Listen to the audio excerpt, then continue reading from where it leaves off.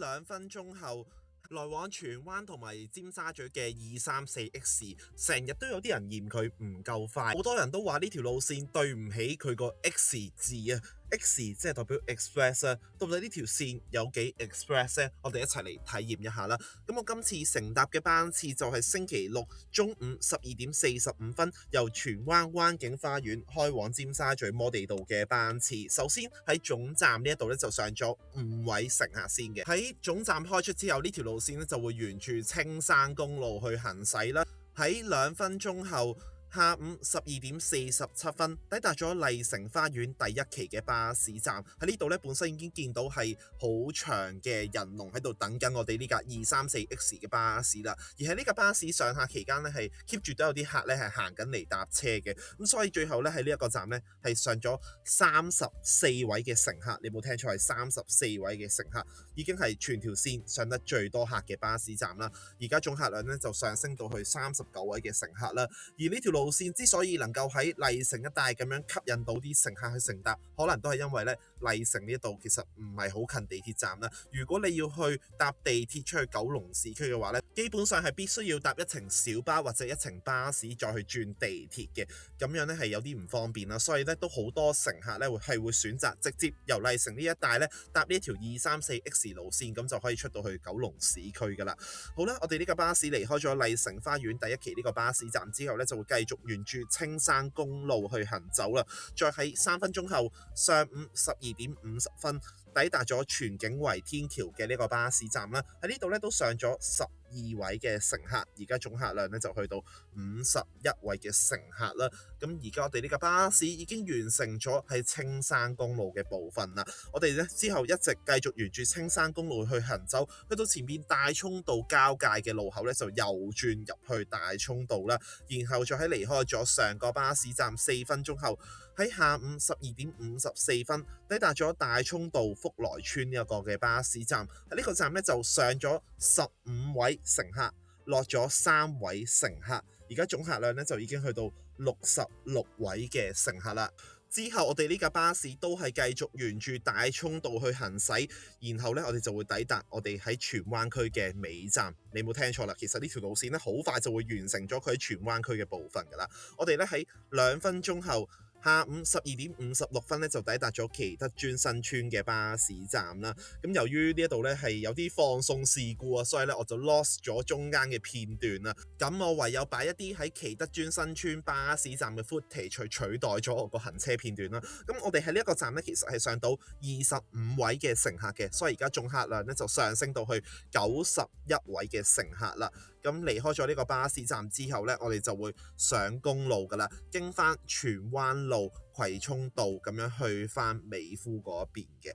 咁嗱，我首先從個客量上去分析啦。而家咧係星期六中午時間，咁好明顯咧就正常係未必會有太多客嘅。但係呢條路線咧都能夠係上到91位乘客咧，都算係唔錯嘅成績。而91位乘客係咩概念呢？咁睇翻我哋今次搭呢架巴士啦，我哋呢架巴士其實咧亦設有90個座位、47個企位，法定載客上限咧係137位嘅乘客嘅。由於我哋頭先喺大涌道福來村係落咗3位乘客啦，所以我哋而家咧車上剩餘嘅乘客數目咧係88位乘客啦，所以而家咧都係人人有位坐，冇乘客要企嘅。但係如果再上多少少乘客嘅話咧，就要企噶啦。而我哋而家搭緊嘅234X 路線咧，喺呢一個鐘數咧係做緊15分鐘一班嘅班次啦。喺一個15分鐘一班嘅班次嘅情況之下，都仲係有乘客要企。可想而知，其實呢條路線咧都係有一定嘅需求嘅。而事實上咧，呢條路線其實係能夠做到更多嘅乘客嘅。但係，九巴，你可唔可以爭下氣啊？其實我係呢條路線嘅常客嚟㗎，我由好細個搭呢條路線，搭到去而家都係 keep 住會搭呢條路線。但係近年咧，越嚟越多紅 van 咧係會喺234X 嘅站嗰度咧係搶客嘅，而我通常都會上紅 van 嘅。原因好簡單，因為234X 呢條路線有陣時候班次好唔穩定啦，原本15分鐘一班，有陣時候咧拉到去變咗半個鐘一班。我亦都試過遇到咧喺呢一條路線啲客係上到勁滿，我最後咧係上唔到車，要再等下一班嘅巴士。經過咁多次嘅經驗之後咧，其實我而家咧就係有紅 van 我就會上啦。事實上喺234X 嘅沿線呢，其實係有唔少紅 van 路線喺度同佢競爭啦。有由麗城開去太子深水埗嘅 AN1、AN2 路線啦，有去佐敦嘅 AN8 號線啦，有去佐敦嘅紅色小巴，亦都有直接行呢個西九龍走廊去到旺角嘅紅色小巴。其實有好多路線咧係直接同緊234X 競爭嘅。我只能夠講啲紅 van 點解有市場啊？咪就係因為你九巴成日都有個脫班啊，或者係上到爆晒嘅情況咯。我理解㗎，呢條路線呢係行晒全條嘅長沙灣道同彌敦道，由美孚一路行到去尖沙咀。呢一段路其實可以發生好多嘅交通情況，令到呢條路線係回唔切車，啲班次要拉到好疏。但九巴作為一間咁多資源、咁多巴士嘅公司，其實明知一啲路線可能會受到塞車嘅影響，係咪應該要諗啲方法去適時咁樣去調度呢？咁所以我會覺得係巴士自己放棄咗個市場啦，令到紅 van 咧先可以咧乘虛而入，就搶咗好多嘅乘客啦。而我更加想講咧係，其實而家呢個情況已經叫比較好啲㗎啦。以前嘅時候咧，呢條路線採用嘅巴士咧係一啲比較細格啲嘅巴士啦，只能夠載到90位乘客啊。咁如果係一架載到90位乘客嘅巴士，喺我哋而家呢個班次咧，其實已經係上到逼爆晒㗎啦。咁所以咧，而家佢轉用一啲比較大嘅車咧，已經係算係好咗好多啦，令到坐得鬆動啲，好多時候都仲有位坐啦。另一方面咧，趁住行呢段公路期間，又可以講下呢條路線嘅速度啦。一般嚟講，呢條路線咧，其實只需要大概30分鐘左右嘅時間咧，就已經可以由荃灣出到旺角啦。其實荃灣去旺角呢一段嘅路嚟講咧，其實係 OK 嘅時間上。但係如果你話搭到去尖沙咀咧，就要搭好耐啦。因為其實呢條路線雖然叫234X 啦，係條特快路線啦，但佢特快嘅位咧就淨係得而家呢一度啦。咁因為佢係取道荃灣路同埋葵涌道啦，咁佢就已經係叫做特快咗噶啦。咁我諗呢個係一個相對特快概念啦。因為呢條路線係由荃灣開出，係唔需要途經葵涌啦，而且又唔需要行麗景山路呢啲比較慢嘅路段啦。相較之下，其實荃灣咧都仲有啲出去九龍嘅路線啦，例如33A 號線啦。咁但係呢條路線咧就要途經葵涌新區啦。另外亦都有30號線啦，但係呢條路線咧就係行麗景山路出翻去九龍啦。咁所以相對之下，我哋呢一架234X 咧已經算係比較快噶啦。就係咁樣咯。咁講下咧，其實我哋咧已經係去到九龍區嘅頭站噶啦。咁我哋咧喺離開咗祈德邨新村6分鐘後啊，喺下午1:02分咧就抵達咗美孚呢個巴士站啦。我哋喺美孚呢個巴士站咧就上咗3位乘客，落咗5位乘客。咁而家總客量咧就上升到去94位嘅乘客啦。咁然後咧，我哋就會繼續咧係行走呢一個嘅長沙灣道，然之後咧就會進入翻呢一個長沙灣一帶嘅工業區啦。而頭先我講過啦，我係由細搭呢條路線搭到大嘅，咁所以其實我曾經咧都試過係搭呢條路線咧係來往荃灣同埋呢啲荔枝角嘅商業區嘅，因為我曾經喺荔枝角呢度咧係翻過一啲 intern 嘅，咁當時候咧就係搭呢條路線去翻工噶啦。咁當時候我覺得呢條路線咧都幾快下嘅，因為以荃灣出去荔枝角呢啲商貿區嚟講咧，其實等於係直達咁滯嘅，條路線係好直接啦。咁如果係荃灣嘅尾站祈德邨新村上車咧，其實只需要用10分鐘嘅時間咧，已經嚟到荔枝角啦。就算你喺荃灣嘅頭站即係灣景花園上車啦，咁其實咧都只需要用20分鐘嘅時間咧，都可以嚟到荔枝角呢度，所以相對上咧係幾快下嘅。咁我哋咧就喺離開咗上個巴士站4分鐘後啦，喺下午1:06分咧就抵達咗光昌街嘅巴士站啦。我哋呢個站咧就上咗1位乘客，就落咗11位嘅乘客。咁而家咧總客量就去到95位嘅乘客啦。咁之後我哋呢架巴士咧都係沿住長沙灣道去行駛啦。其實下一個站咧好近嘅啫，下一個站咧就係興華街啦。我哋就喺2分鐘後，下午1:08分咧就抵達咗興華街嘅巴士站。喺呢度咧就上咗2位乘客，落咗4位乘客。咁而家總客量咧就去到97位嘅乘客。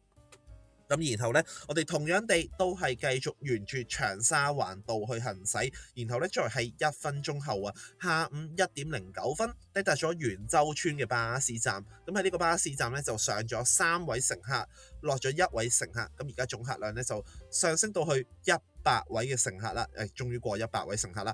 咁可以見到呢條路線咧，即使出到九龍咧，都 keep 住係咁上客嘅，因為呢條路線咧係比較少數嘅路線咧，係會行晒全段嘅長沙灣道同埋彌敦道嘅。我諗如果喺呢一度嚟講咧，應該得234X 啦，同埋35A 號線咧係會有一個咁樣嘅行法啦。所以我哋呢條234X 其實佢用途咧比較百變啲嘅。美孚去尖沙咀得，美孚去佐敦又得，長沙灣去佐敦又得，長沙灣去旺角又得，美孚去旺角又得，旺角去尖沙咀又得，佐敦去尖沙咀又得，即係用途真係好百變嘅，所以亦都係吸引到好多乘客搭嘅原因啦。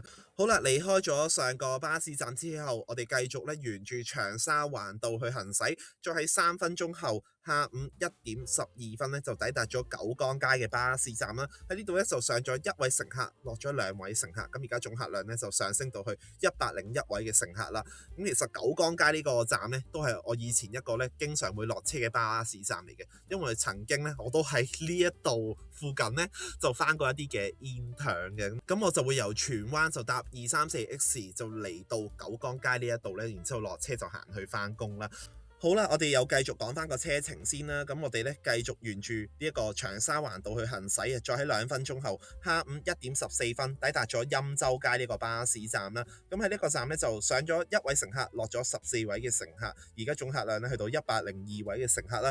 而呢一個站其實咧我經常會喺呢度落車㗎。咁講到好似個個站都成日落車咁，其實因為我真係用得呢條線都幾多下㗎。咁喺深水埗呢度落車，咁我就通常會行下玩具街啊，睇下黃金啊，咁睇下啲電腦產品咁樣啦，亦都有陣時會行去鴨寮街嗰邊啦。咁其實我自己都成日嚟深水埗呢一度嘅。我哋之後咧都係繼續沿住長沙灣道去行駛啦。嗱，去到呢一個位咧，我留意到對面有架紅色小巴喺度。咁呢架紅色小巴咧，其實就係來往太子深水埗同埋荃灣嘅 AN1、AN2 號線啦。佢正正就係買正咗234X 呢條巴士路線嘅巴士站嗰度咧，去等候乘客啦。而通常呢啲紅 van 咧都會調校到個時間咧，就大概喺架巴士到達之前5分鐘左右咧，佢就會抵達咗個巴士站。通常咧喺度等緊車嘅乘客咧都會上紅 van 嘅。咁尤其是呢條 AN1、AN2 號線咧係特別吸引到啲乘客去上車嘅嚇。好啦，咁然後咧我哋都係繼續沿住長沙灣道去行走啊，再喺2分鐘後，下午1點16分抵達咗黃竹街嘅巴士站，喺呢度咧就落咗5位乘客，咁啊冇任何乘客上車，所以總客量維持不變，都係102位嘅乘客啦。而我哋咧已經係完成咗長沙灣道嘅部分㗎啦，咁然後咧我哋之後就會由長沙灣道轉入去彌敦道啦，再喺2分鐘後啊，喺下午1點18分抵達太子站嘅巴士站啦，喺呢度咧就上咗1位乘客，落咗5位乘客，咁而家總客量咧去到103位嘅乘客啦。而太子站呢個站咧係我超細個嘅時候咧就會成日嚟呢度嘅。咁因為咧當時候我細個去一間嘅診所咧就喺太子呢度啦，所以細個咧就經常要搭234X咧，就係出到去太子，然之後咧再去一個診所嗰度做一啲嘅事情咁樣嘅。好啦，咁然後咧，我哋都係繼續沿住彌敦道去行走啊，然後咧再喺2分鐘後啦，下午1點20分咧就抵達咗旺角站呢個嘅巴士站啦。我哋喺呢個站咧就上咗1位乘客，落咗12位嘅乘客。咁旺角啊，咁旺嘅地方落得多客咧都係合理不過啦。咁而家總客量咧就上升到去104位嘅乘客啦。而呢一個站咧就係最後一個有乘客上車嘅巴士站嚟㗎啦。今次我哋全程嘅總客量咧就係104位嘅乘客啦。咁我哋載客率咧其實係大概去到80%左右嘅。咁以一個星期六中午非繁忙時間嚟講咧，其實算係唔錯嘅。然後我哋咧都係繼續沿住彌敦道去行駛啊，再喺2分鐘後，下午1點22分咧就抵達咗豉油街嘅呢個巴士站啦。喺呢度咧就落咗15位嘅乘客啦。咁然後我哋咧都係繼續沿住彌敦道去行走啊，再喺3分鐘後啦，下午1點25分抵達咗油麻地嘅永星里巴士站，喺呢度咧就落咗10位嘅乘客。然後我哋咧同樣都係沿住彌敦道去行走，再喺2分鐘後，下午1點27分抵達咗西貢街嘅巴士站，喺呢度咧就落咗5位嘅乘客啦。咁你可以見到咧，呢條路線去到後段咧就會越嚟越咧落得少客噶啦。咁其實佢個客源咧主要都係集中喺荔枝角、深水埗、旺角一帶啦。如果去到佐敦或者係尖沙咀一帶嘅話咧，相對上會比較少人落車啦。因為其實如果你由荃灣搭到嚟呢度咧，都係需要用好一段嘅時間嘅。我哋咧喺離開咗西貢街之後咧，再繼續沿住彌敦道去行駛啊，再喺3分鐘後，下午1點30分抵達咗德成街嘅巴士站啦。喺呢度咧就落咗2位嘅乘客。然後我哋同樣都係繼續沿住彌敦道去行駛啊，但係咧去到呢個位咧，其實已經開始遇到一啲嘅塞車啦。咁我哋咧最終咧就喺4分鐘後啊，下午1點34分咧就抵達咗金巴利道嘅巴士站。喺呢度咧就落咗5位嘅乘客。而過咗呢一個站之後，一路去到下一個嘅巴士站，全段嘅彌敦道都係好塞車啦。咁可能因為星期六嘅尖沙咀就係一個咁塞車嘅情況啦，咁所以咧喺呢一段咧行得比較耐嘅。本身我諗由金巴利道嘅巴士站去到下一個嘅巴士站，即係中間道嘅巴士站咧，但係應該係唔使太耐嘅時間嘅。但係今次咧就行咗8分鐘啦，去到下午1點42分咧，先抵達咗中間道嘅巴士站啦。喺呢一度咧就落咗2位嘅乘客啦，而落完客之後，其實咧我哋都仲要塞多2分鐘左右咧，先去到我哋前面嘅路口，咁我哋先可以咧喺前面嘅路口再左轉進入翻梳士巴利道啦，然之後下一個站咧就已經係總站噶啦。我哋咧喺離開咗上個巴士站6分